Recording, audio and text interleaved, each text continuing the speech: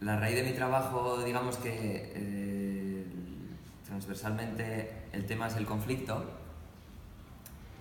pero y como tal, el conflicto, digamos, más paradigmático, más importante, más brutal es la guerra. Y la guerra civil es el tema con el que más he trabajado durante estos últimos años.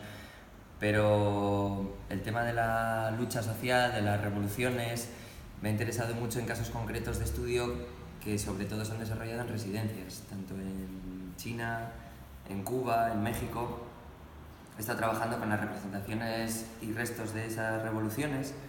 y desde hace unos años, desde el 2015-2016, he trabajado concretamente con el legado gráfico abundante de las luchas sociales, sobre todo en los 70 y 80, en el País Vasco. Este material pues, lo he trabajado de la misma manera en la que trabajo con otros restos, ya sean físicos o gráficos, de la guerra,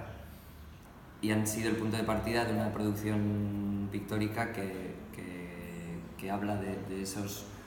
restos y de esos símbolos de una manera que pretende reflexionar desde la actualidad.